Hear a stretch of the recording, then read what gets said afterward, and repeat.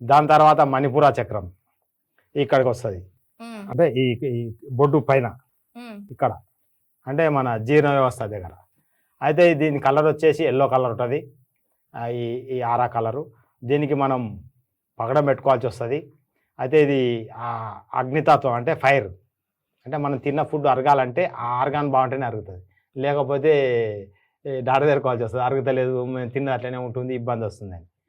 దానికి రమ్ అనేది పలకాలి. అంటే మంత్రోచ్చారణ.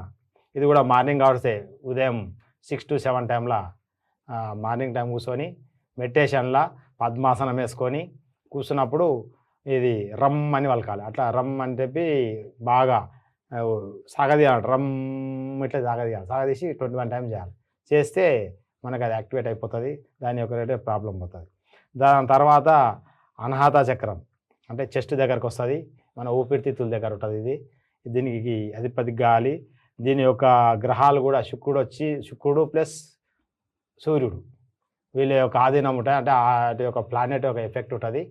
వాటికి సంబంధించిన కెంపు, వజ్రం ఈ స్టోన్లు ధరిస్తే ఆ యొక్క గ్రహం యొక్క ఎఫెక్ట్, ఈ చక్రం యొక్క ఎఫెక్ట్ పోయి మన శరీరం యాక్టివేట్ అవుతుంది.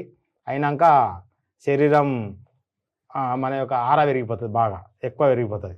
దానికి కూడా ఏం చేయాలంటే మనము ఎం అంటని మంత్రోచ్చారణ చేయాలి.